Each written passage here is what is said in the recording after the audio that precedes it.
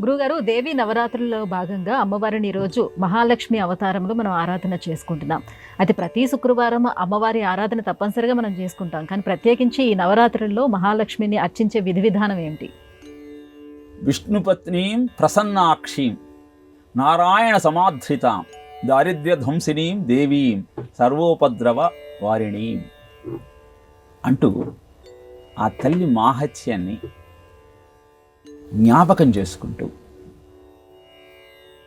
అద్భుతమైన లక్ష్మీ తత్వాన్ని గుర్తించి ఆరాధించగలిగితే సకల అభిష్టాలు నెరవేరటమే కాకుండా ఆయురారోగ్య ఐశ్వర్యాలతో మనం తింటూ నలుగురికి పెట్టేటువంటి అద్భుతమైన స్థితికి మనం ఎదగగలుగుతాం. ఆ సత్యాన్ని ఆ తల్లి మూర్తి ద్వారానే మనం గ్రహించవచ్చు. చతుర్భుజాలలో శంఖ చక్ర గదా హస్తే మహాలక్ష్మీ నమోస్తుతే. శంఖాన్ని, చక్రాన్ని, గదను, పద్మాన్ని ధరించి మనను కాపాడటమే ధ్యేయంగా ఆ తల్లి కరుణించటానికి సిద్ధంగా ఉండే సమయం దేవీ నవరాత్రులలో జగన్మాత మహాలక్ష్మి స్వరూపం. ఆ రూపంలోని ఆంతర్యాన్ని మనం గుర్తించగలిగితే గులాబీ వర్ణంలో ఉన్నటువంటి పుష్పాన్ని ధరించింది కనుక గులాబీ వర్ణంలో ఉన్న వస్త్రాన్ని ఆ తల్లికి ధరింపచేసి అలాంటి వస్త్రధారణే మనము చేసి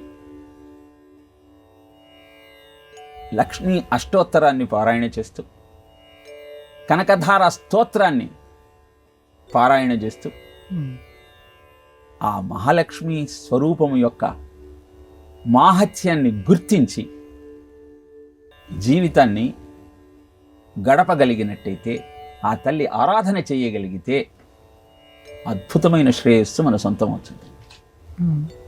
నైవేద్యంగా పులిహోరను, రవ్వ కేసరిని, శనగలతో చేసినటువంటి బూరెలను ఆ తల్లికి సమర్పిస్తే జగన్మాత మహాలక్ష్మి అవతారంలో సంతుష్టురాలవుతుంది.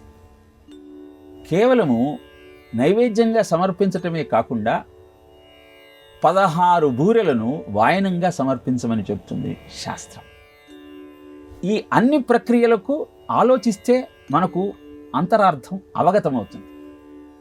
ధనము యొక్క ప్రయోజనం ఏమిటి అంటే, దానం భోగంచ నాశంచ ధనస్య గతిరీదృషి.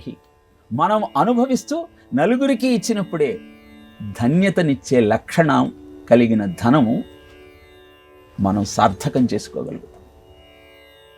ఇలా యాదేవీ సర్వభూతేషు లక్ష్మీరూపేణ సంస్థిత నమస్తస్యై నమస్తస్యై నమస్తస్యై నమో నమః అన్న శ్లోకాన్ని జపిస్తూ ఏ జగన్మాత చైతన్యము ప్రపంచమంతా ఆవరించి ఉన్నదో ఆ చైతన్యాన్ని లక్ష్మీ రూపంలో గమనించి గుర్తించి నేను ఆరాధిస్తున్నాను, నమస్కరిస్తున్నాను అన్న భావనతో ఆ దైవత్వాన్ని ఆవాహన చేయగలిగితే, నియమ నిష్టలతో ఆచరించగలిగితే అద్భుతమైన ప్రయోజనము మహాలక్ష్మి ఆరాధన ద్వారా మనకు సిద్ధిస్తుంది. అలా ఆ తల్లిని అర్చిస్తూ, స్తోత్రాలను పారాయణ చేస్తూ, మంత్రాన్ని జపిస్తూ, నైవేద్యాన్ని సమర్పిస్తూ, పుష్పాలతో పూజిస్తూ జీవితాన్ని ధన్యం చేసుకోవటానికి సుముహూర్తమైనటువంటి ఈ ఆశ్వయుజ మాసంలోని మహాలక్ష్మి అవతారాన్ని అర్చించే ప్రయత్నం చేద్దాం. నవదుర్గలలో ఈ మహాలక్ష్మి రూపాన్ని స్కందమాతగా అభివర్ణించటం జరిగింది. నవదుర్గలలో స్కందమాత, దేవీ నవరాత్రులలో మహాలక్ష్మి స్వరూపంలో ఉన్న అమ్మ ఆరాధన చేస్తూ అద్భుతాన్ని ఆవిష్కరించుకునే ప్రయత్నం చేద్దాం.